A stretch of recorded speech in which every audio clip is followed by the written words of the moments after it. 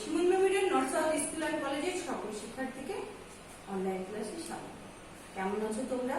হিম হিম হাওয়া বইছে, চারিদিকে শীতের আমেজ চলে এসছে, তাই না? করোনা কিন্তু তারপর আমাদের ভিতর থেকে যায়নি। তাই এই করোনাকালীন সময়ে যেই সতর্কতা অবলম্বন করছিলে তোমরা, এখনো সেটাই করবে। বারবার সাবান দিয়ে হাত ধুবে, পুষ্টিকর খাবার খাবে, একটু রোদ্রে এক্সারসাইজ করলা, একটু রোদ্রে হাঁটাহাঁটি করলাম। আর হাত ধোয়ার সময় খেয়াল রাখবা, খুব ঠান্ডা পানিতে হাত ধোয়া না, পারলে একটু কুসুম পানিতে হাত ধোয়া। ওকে, আমি সাবেরা ইয়াসমিন সহকারী শিক্ষক। আজ তোমাদের নবম শ্রেণীর ষষ্ঠ অধ্যায়ের উপরে ক্লাস নিব, ব্যবসায় উদ্যোগ। আজকের পাঠ শিরোনাম হচ্ছে ব্যবসায় পরিকল্পনা। দেখো এখানে একটা সুবিধাও হয়েছে ব্যবসা প্রতিষ্ঠানে। এখানে কি ক্রেতা আছে, বিক্রেতা আছে, সবাই আছে, তাই না? এটা আমাদের একটা ব্যবসায়ের ছবি। আজকে ষষ্ঠ অধ্যায়ে ব্যবসায় পরিকল্পনা। শিখনফল কি? ব্যবসায় পরিকল্পনা ধারণা ও গুরুত্ব ব্যাখ্যা করতে পারবে, ক্ষুদ্র ব্যবসায় পরিকল্পনার দিক নির্দেশনা ও বিষয়বস্তু ব্যাখ্যা করতে পারবে, আত্মবিশ্লেষণ পদ্ধতির ধারণা ও প্রক্রিয়া বর্ণনা করতে পারবে। আলোচ্য বিষয়: ব্যবসায় পরিকল্পনার ধারণা, ব্যবসায় পরিকল্পনার গুরুত্ব, ক্ষুদ্র ব্যবসায় পরিকল্পনার দিক নির্দেশনা, ক্ষুদ্র ব্যবসায় পরিকল্পনার বিষয়বস্তু, আত্মবিশ্লেষণ পদ্ধতির ধারণা ও প্রক্রিয়া। এবার আসি ব্যবসায় পরিকল্পনার ধারণা। আসলে ব্যবসায়টা কি? ব্যবসায় কেন করবে মানুষ? কিসের জন্য ব্যবসা করবে? চাহিদা থেকে মানুষ ব্যবসার দিকে ঝুঁকে পড়েছে। এখন দেখো এখানে একটা ছবি দেওয়া হয়েছে একটা ব্যবসায়ের দোকানে, তাই না? এটা একটা বিজনেস পারপাস। কিসের? কাপড়ের দোকানের ছবি দেওয়া হয়েছে। কারণ কি? মানুষের নিত্য প্রয়োজনীয় কাপড়, সবাই তো কাপড় তৈরি করতে পারবে না। পারবে কি? তাহলে একজন করবে, পরক্ষণে ভোক্তাদের কাছে সেই সবগুলো চলে যাবে। এই যে চলে যাওয়া একটা পণ্য উৎপাদন হলো, সেই পণ্যটা ভোক্তা পর্যন্ত পৌঁছানো, কোথায় কোন বাজারে কোনটা চাহিদা, সবকিছু কিন্তু ব্যবসার মধ্যে পড়ে। ব্যবসা পরিকল্পনাটা কি? দেখো, ব্যবসা পরিকল্পনা হলো ব্যবসায়ের ভবিষ্যৎ কার্যক্রমের প্রতিচ্ছবি। এটি একটি লিখিত দলিল যার মধ্যে ব্যবসায়ের লক্ষ্য, প্রকৃতি, ব্যবস্থাপনার ধারা, অর্থায়নের উপায়, বর্তমান অবস্থা ও ভবিষ্যৎ উন্নয়নের সম্পূর্ণ চিত্র তুলে ধরা হয়। অর্থাৎ কিনা ব্যবসা পরিকল্পনা এমন একটা প্রতিচ্ছবি যেখানে এটা একটা লিখিত দলিল, যেখানে কি কি থাকবে, ব্যবসাটা কেমন হবে, তার লক্ষ্য কি হবে, তার প্রকৃতি কি হবে, ব্যবস্থাপনার ধারা কেমন হবে, অর্থ কোথায় থেকে আসবে, বর্তমান অবস্থা কি হবে, ভবিষ্যতে উন্নয়নের সম্পূর্ণ রূপ তুলে ধরা হয়। ব্যবসা পরিকল্পনাকে ভ্রমণকারীর জন্য রোডম্যাপ এবং একজন দালাল নির্মাতার জন্য নীল নকশার সাথে তুলনা করা যেতে পারে। অর্থাৎ তোমরা যদি বেড়াতে যাও তখন কি করবে? সাপোজ ধরো তোমরা একটা জায়গায় বেড়াতে পারো, এখন আমরা কি করি, গুগলে একটা সার্চ দিই, কোন জায়গা দিয়ে কোন রাস্তা দিয়ে যাওয়া যাবে। এইভাবেও কিন্তু মানুষ একটা ম্যাপ তৈরি করে, বেড়াতে গেলে একটা ছক তৈরি করে। আবার এই যে দালান কোটা হচ্ছে, বাড়ি হচ্ছে, তার জন্য কি করা হয়, একটা নীল নকশা তৈরি করা হয়। ঠিক তেমনি একটা ব্যবসা পরিচালনা করার সময় ব্যবসা পরিকল্পনাকে একটা ছক করা হয়, যাকে আমরা ব্যবসায় নীল নকশা বলতে পারি। এবার আসি ব্যবসা পরিকল্পনার গুরুত্ব। গুরুত্বটা কি? আমি এখানে একটা ব্যবসা দিয়েছি, দেখো এটা কিসের, দেখছো পার্স ঠিক করছে না।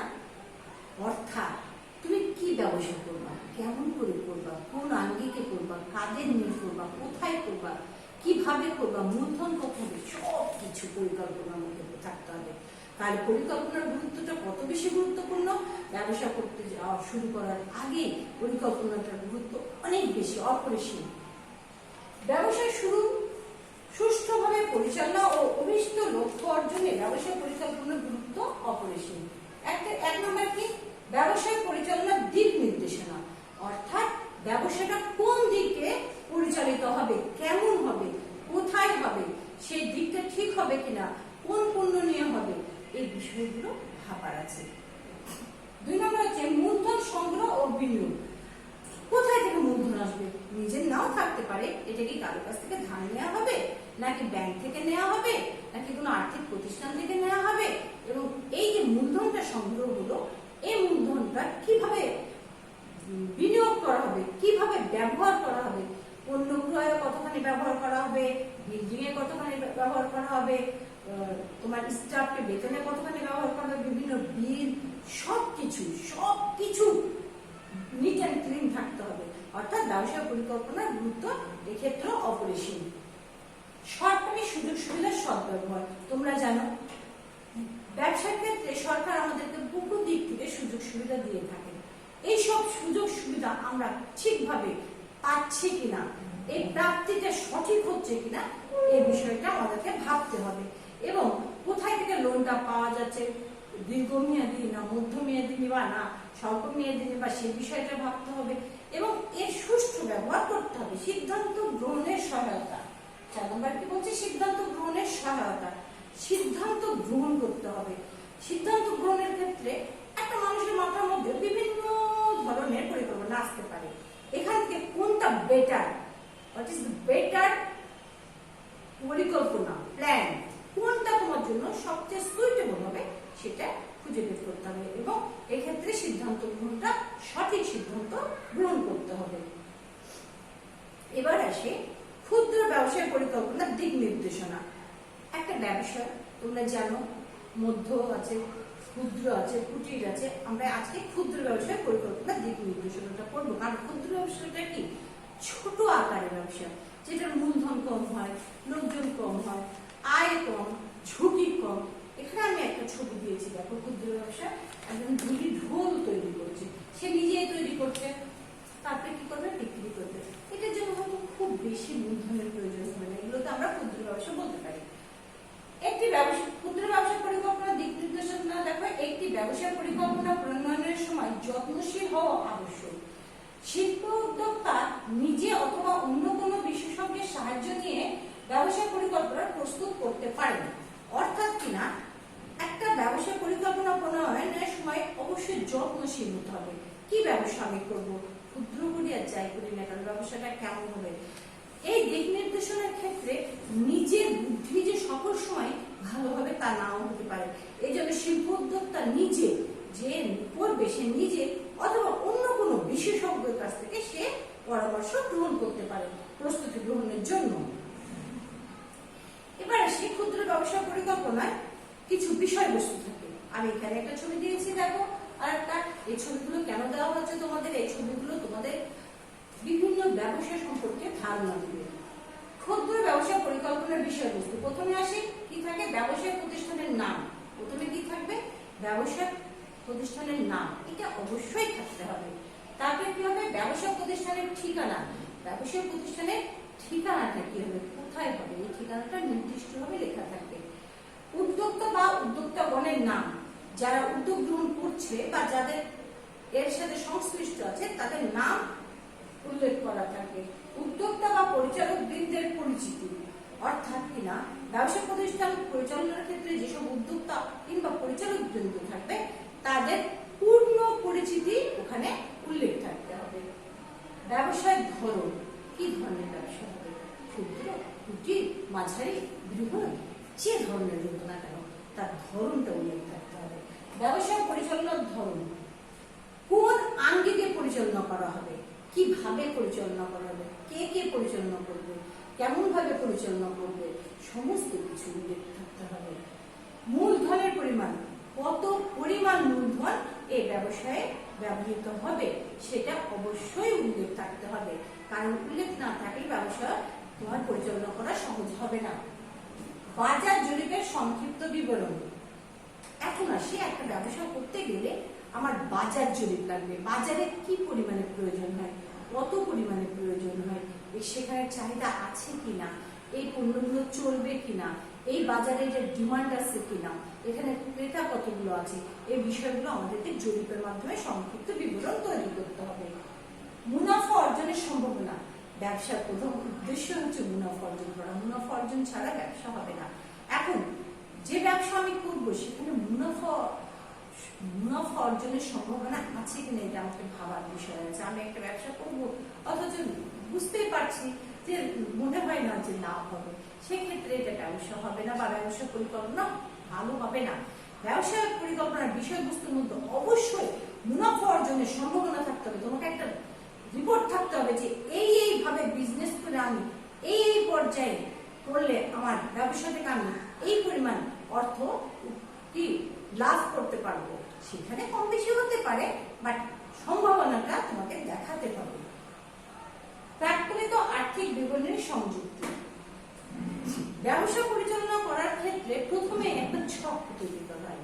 কতখানি মূলধন, মূলধনের ব্যবহার, কোথায় কিভাবে ব্যবহার হবে, মাসে কি পরিমাণ ভাড়া যেতে পারে, কি পরিমাণ কর্মচারী বেতন যেতে পারে, কি পরিমাণ আয় হতে পারে, কি পরিমাণ ক্ষতির জন্য রাখতে হতে পারে, কি পরিমাণ আর্থিক ক্ষতি হতে পারে এবং কি পরিমাণ লাভ হতে পারে। আমার এসব সমস্ত জরুরের একটা আর্থিক বিবরণী আমার প্রথমে সংযুক্ত এর মধ্যে থাকতে হবে।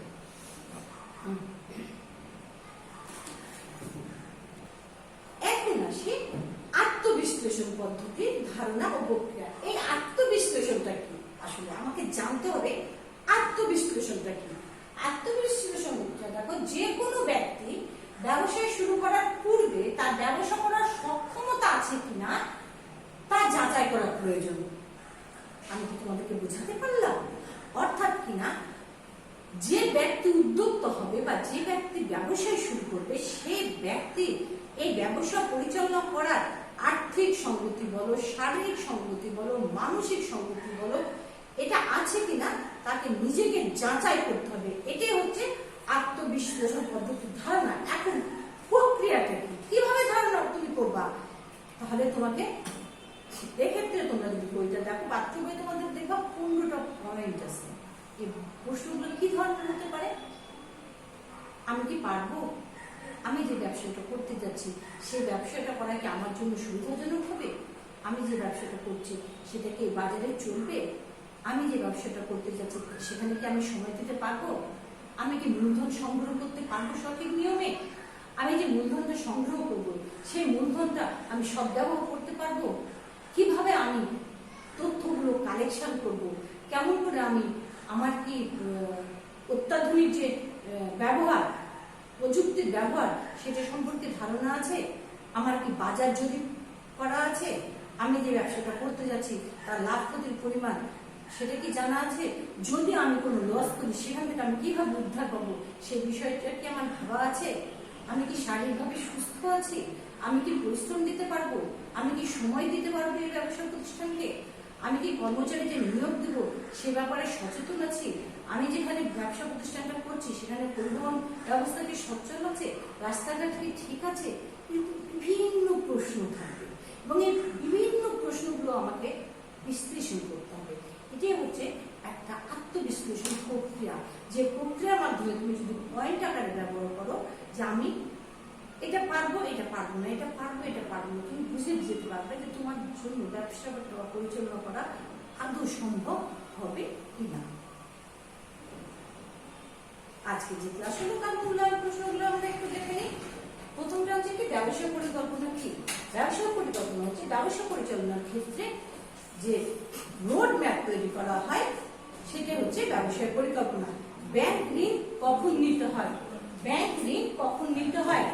ব্যাংক ঋণ নিতে হয় যখন অর্থের যোগান ঠিকভাবে দিতে পারা যায় না, অর্থাৎ অর্থের স্বল্পতার কারণে ব্যাংক ঋণ নিতে হয়। আত্মবিশ্লেষণ বলতে কি বোঝো? ওই যে বললাম, একটা ব্যবসা প্রতিষ্ঠান শুরু করার সময় আত্মবিশ্লেষণটা হচ্ছে এটা যে আমি কি পারবো? আমি যে ব্যবসাটা করতে যাচ্ছি সেটা কি আমার জন্য সুযোগ হবে? আমি কি মূলধন জোগাড় করতে পারবো? আমি কি শারীরিকভাবে সক্ষম আছি? আমি কি সময় দিতে পারবো? এই বিশ্লেষণগুলোই হচ্ছে আত্মবিশ্লেষণ। ব্যবসায় পরিকল্পনা সর্বশেষ ধাপ কোনটি? ব্যবসায় পরিকল্পনা সর্বশেষ ধাপ হচ্ছে ব্যবসায় প্রকল্পের প্রতিবেদন প্রণয়ন করা। যে ব্যবসা পরিকল্পনাটা হচ্ছে তার প্রতিবেদন প্রণয়ন করা হচ্ছে ব্যবসা পরিকল্পনা সর্বশেষ ধাপ। নেক্সট যে তোমাদের সপ্তম অধ্যায়ের উপরে ক্লাস নেওয়া হবে, এই অধ্যায়টি বাসায় ভালোভাবে চর্চা করবে। ওকে, আজকের মতো ক্লাস এখানেই শেষ করছি। ধন্যবাদ সবাইকে।